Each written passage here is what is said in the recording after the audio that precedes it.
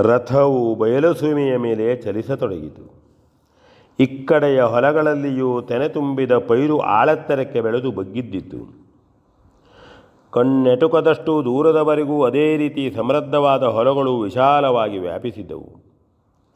ಹಾರಿ ಬಂದರಗಿ ಧಾನ್ಯವನ್ನು ಎಳೆದು ತಿನ್ನುವ ಗಿಳಿಗಳನ್ನು ಕವಣೆಯಿಂದಲೇ ಕಲ್ಲೆಸೆದು ಓಡಿಸುವ ನೂರಾರು ಬಾಲಕರು ಈ ಮಹಾರಥವನ್ನು ನೋಡಿ ಬೆರಗಾಗಿ ಹಾಕಿಟ್ಟಂತೆಯೇ ನಿಂತಿದ್ದರು. ದೂರದಲ್ಲಿ ಕದ್ದು ಕಳವೆಯ ಕಾಲನ್ನು ಮೇಯುತ್ತಿದ್ದ ಮಯೂರತತಿಯು ರಥತುರಗದ ಕುರಪುಟ ಧ್ವನಿಯನ್ನಾಲಿಸಿ ಜೀವಾಭಿಲಾಷೆಯಿಂದ ಒಂದೇ ಸವನೆ ಓಡುತ್ತಿತ್ತು.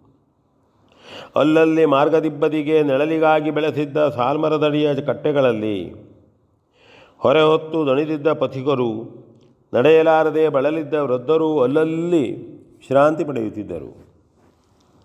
ತನ್ನರಸನಾಳ್ವಿಕೆಯ ರಾಜ್ಯದ ಆ ಫಲಭರಿತವಾದ ಶಾಲೀವನ ರಾಜಿಯನ್ನು, ಆ ಬಳಿಯ ದಿವ್ಯ ಸುಂದರ ದೃಶ್ಯವನ್ನು, ಗ್ರಾಮಾಂತರದ ಬಾಲಕರ ಉತ್ಸಾಹವನ್ನು, ಬಳಲಿದ್ದ ಎಲ್ಲರಿಗೂ ಒದಗಿರುತ್ತಿದ್ದ ತಾಣಗಳನ್ನು, ಅದರೊತ್ತಿನ ಅರವಟ್ಟಿಗೆಗಳನ್ನು, ಅಲ್ಲಿ ನೂರ್ಕುಡಿದು ತಣಿದು ನಡೆಯುವ ಪಾಂಥರನ್ನು ನೋಡುತ್ತಾ ನೋಡುತ್ತಾ ಸೀತೆಯು ರಥವು ಮುಂದೆ ಹೋಗುತ್ತಿದ್ದಂತೆಯೇ ಸಂತಸಗೊಂಡು ತನ್ಮೇಳಾಗಿದ್ದಳು. ಹೊಲಗಳನ್ನೆಲ್ಲ ಕಳೆದು ತೇರು ಮುಂಬರಿದಂತೆ ಬಾಳೆಯ ತೋಟಗಳು, ಮಾವಿನ ತೋಪುಗಳು ಕಾಣಸಿಕ್ಕಿದವು. ಮತ್ತೆ ತುಸು ದೂರದಲ್ಲಿ ಗ್ರಾಮಾಂತರ ನಿವಾಸಿಗಳ ಮನೆಗಳೂ ಕಾಣತೊಡಗಿದವು. ಅಲ್ಲಲ್ಲಿ ಗುಂಪು ಗುಂಪಾಗಿ ಹರಡಿದ್ದ ಹಳ್ಳಿಗರ ಮನೆಯ ಮುಂಭಾಗದಲ್ಲಿ ಸಣ್ಣ ಸಣ್ಣ ಮಕ್ಕಳನ್ನು ಎತ್ತಿಕೊಂಡು ಬರುತ್ತಿದ್ದ ನೂರಾರು ನಾರಿಯರು ಈ ರಥವನ್ನು ನೋಡುತ್ತಾ ನಿಂತಿದ್ದರು. ಆ ಬಳಿಯೇ ಕೆಲವು ಮಕ್ಕಳು ಮಣ್ಣಿನಲ್ಲಿ ಮತ್ತಾವ ಪರಿವೆಯೂ ಇಲ್ಲದೆ ಆಡುತ್ತಿದ್ದರು. ಜಾನಕಿಗೆ ಅವರನ್ನೆಲ್ಲ ಒಮ್ಮೆ ನಿಂತು ನೋಡಬೇಕೆನ್ನಿಸಿತು. ಅಂತೆಯೇ ಲಕ್ಷ್ಮಣನಲ್ಲಿ ಸೂಚಿಸಿದಳು. ರಥವು ನಿಲ್ಲಿಸಲ್ಪಟ್ಟಿತು. ತೇರು ನಿಂತುದನ್ನು ಕಂಡು ಹಳ್ಳಿಯ ವೃದ್ಧರು ಮೊದಲಾಗಿ ಓಡಿ ಬಂದು ವಿಚಾರಿಸಿದರು. ತಮ್ಮ ಮಹಾರಾಣಿಯೇ ಬಂದಿರುವಳೆಂಬುದನ್ನು ಕೇಳಿ ಅವರಿಗೆ ಹಿಡಿಸಲಾರದಷ್ಟು ಸಂತಸವಾಯಿತು. ಮತ್ತೆ ಎಲ್ಲರೂ ಓಡೋಡಿ ಬಂದರು, ನೋಡಿದರು, ನಮಸ್ಕರಿಸಿದರು. ಏನು ಮಾಡಬೇಕೆಂಬುದೇ ತಿಳಿಯದವರಂತೆ ಅತ್ತಿತ್ತ ಓಡಾಡತೊಡಗಿದರು. ಸೀತೆಯೇ ಎಲ್ಲರನ್ನೂ ಬಳಿಗೆ ಕರೆದು ಅವರ ಯೋಗಕ್ಷೇಮವನ್ನು ವಿಚಾರಿಸಿದಳು. ವೃದ್ಧರು, ತಾಯೇ, ಶ್ರೀರಾಮನ ಆಳ್ವಿಕೆಯಲ್ಲಿ ನಮಗೇನು ಕೊರತೆ ಇದೆ? ಪ್ರತ್ಯಕ್ಷ ಸ್ವರ್ಗ ಸುಖವನ್ನೇ ನಾವು ಉಣ್ಣುತ್ತೇವೆ ಎಂದು ನುಡಿದರು. ಕೇಳಿ ಹರ್ಷಿತಳಾದ ಜಾನಕಿ ಅದು ನಿಜವೆಂದು ತನ್ನ ಅನುಭವದಿಂದಲೇ ಸ್ಪಷ್ಟವಾಯಿತು. ಹಾಗೆಯೇ ರಥದಿಂದಿಳಿದು ಆ ಮಕ್ಕಳನ್ನೆಲ್ಲ ಮೈಮುಟ್ಟಿ ಮುದ್ದಾಡಿ ತಂದಿದ್ದ ಮುತ್ತು ರತ್ನಗಳನ್ನೆಲ್ಲ ಅವರ ಕೈಗಿತ್ತು ಮನ್ನಿಸಿದಳು. ಆ ಊರವರಿಗೆ ತಾವೆಲ್ಲಿದ್ದೇವೆಂಬುದೇ ಮರೆತು ಹೋಗುವಷ್ಟು ಸಂತೋಷವಾಯಿತು. ಅನೇಕ ಸ್ತ್ರೀಯರು ಸೀತೆಯನ್ನು ನೋಡಿ ತಮ್ಮ ತಮ್ಮ ಮುಖಗಳನ್ನು ದಿಟ್ಟಿಸಿ ಮೆಲ್ಲುಗವನ್ನು ಸೂಸಿದರು. ಸೀತೆಗೂ ಅದು ಅರ್ಥವಾಗಿ ನಾಚಿ ತಲೆ ತಗ್ಗಿಸಿದಳು.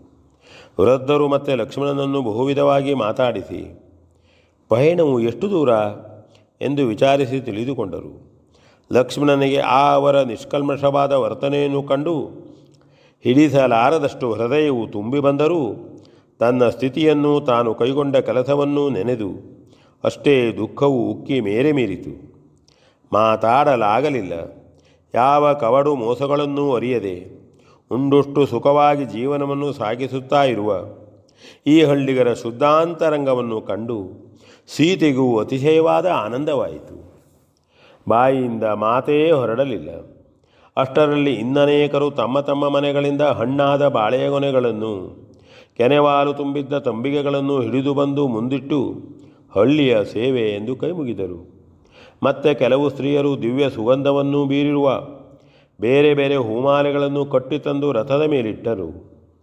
ವೃದ್ಧೆಯಾದ ಸುಮಂಗಲೆಯೊಬ್ಬಳ ಮನಸ್ಸಿನಲ್ಲಿ ತುಂಬಿದ ಬಸುರಿ ನಮ್ಮ ಮಹಾರಾಣಿ ತಾನಾಗಿ ಬಂದು ದರ್ಶನ ಕೊಟ್ಟಳು, ಕೈಮುಟ್ಟಿ ಒಮ್ಮೆ ಹೂಮುಡಿಸಿದ್ದರಾಗುತ್ತಿತ್ತು ಎಂದು ಆಸೆ ಆಯಿತು. ಅತ್ತಿತ್ತ ನೋಡಿದಳು. ಒಂದಿಷ್ಟು ಅರಿಶಿನವನ್ನು ಕುಂಕುಮವನ್ನು ತಂದು ಧೈರ್ಯ ಮಾಡಿ ಸೀತಾದೇವಿಗೆ ಹಚ್ಚಿದಳು. ಆಕೆಯು ಮೃದುವಾಗಿ ನಕ್ಕಳಲ್ಲದೆ ಯಾವ ಆಕ್ಷೇಪವನ್ನೂ ಮಾಡಲಿಲ್ಲ. ಅದರಿಂದಲೇ ಸಂತಸಗೊಂಡ ಸುಮಂಗಲೆಯು ಉತ್ತಮವಾದ ಬಿಳಿಯ ಹೂಮಾಲೆಯೊಂದನ್ನು ತೆಗೆದು ಮುಡಿಸಿ ತನ್ನಾಸೆಯನ್ನು ತೀರಿಸಿಕೊಂಡಳು. ಅದನ್ನು ಕಂಡು ಮತ್ತು ಅನೇಕರು ಸೀತೆಗೆ ಅರಿಶಿನ ಕುಂಕುಮವನ್ನು ಹಚ್ಚಿ ಹೂ ಮುಡಿಸಿದರು. ಹಾಗೆಯೇ ಕರಿಮಣಿ, ಬಳೆ, ಬಿಚ್ಚೋಲೆ, ಹೂವು, ಹಣ್ಣುಗಳನ್ನೆಲ್ಲ ಮಡಿಲಲ್ಲಿ ಸುರುವಿ ಬಗ್ಗಿ ವಂದಿಸಿದರು.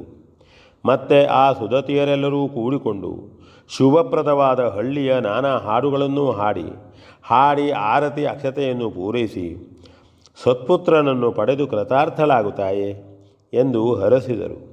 ಸೀತೆಗೆ ನಾಚಿಕೆಯೊಂದಿಗೆ ಸಂತೋಷವಾದರೆ ಲಕ್ಷ್ಮಣನಿಗೆ ಸಂತೋಷದೊಂದಿಗೆ ಪರಮ ದುಃಖವೂ ಆಯಿತು.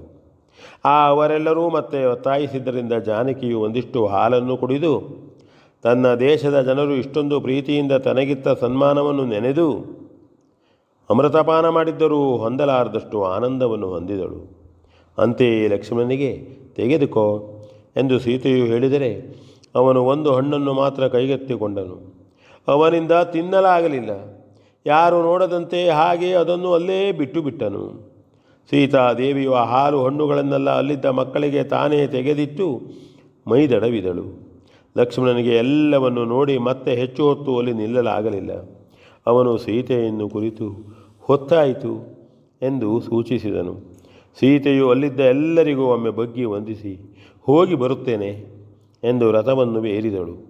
ಅಷ್ಟರಲ್ಲಿ ಒಬ್ಬಿಬ್ಬ ಯುವಕರು ರಥದ ಕುದುರೆಗಳಿಗೆ ಕಾಳನ್ನು ನೀರನ್ನು ತಂದಿದ್ದರು. ಅವುಗಳು ಸ್ವಲ್ಪ ಸ್ವಲ್ಪ ತಿಂದು ನೀರು ಕುಡಿದವು.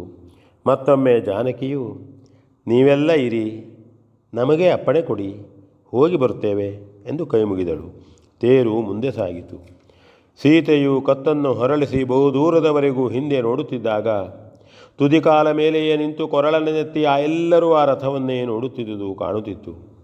ರಥವು ಮುಂದೆ ಸರಿದು ಕಾಣದಾದಾಗ ಆಹಾ, ನಮ್ಮ ರಾಜ್ಯದ ಜನರು ಎಷ್ಟೊಂದು ಒಳ್ಳೆಯವರು ಎಂದು ಅತ್ತ ಸೀತೆಯು ಲಕ್ಷ್ಮಣನಲ್ಲಿ ಆಡಿಕೊಂಡರೆ, ಆಹಾ, ಈ ಮಹಾತಾಯಿಯು ರಾಣಿಯೇ ಅಲ್ಲ, ನಮ್ಮ ದೇಶದ ಸೌಭಾಗ್ಯ ಲಕ್ಷ್ಮಿ ಎಂದು ಇತ್ತ ಆ ಜನರೆಲ್ಲರೂ ತಮ್ಮ ತಮ್ಮಲ್ಲಿ ಆಡಿಕೊಳ್ಳುತ್ತಿದ್ದರು. ತೇರು ಅತ್ತ ಹೋದ ಬಹಳ ಹೊತ್ತಿನ ಮೇಲೆ ಅವರೆಲ್ಲರೂ ಮಹೋತ್ಸವದಿಂದ ಮರಳುವವರಂತೆ ಅವರವರ ಮನೆಗೆ ನಡೆದರು. V N Bhagavat Barmanna.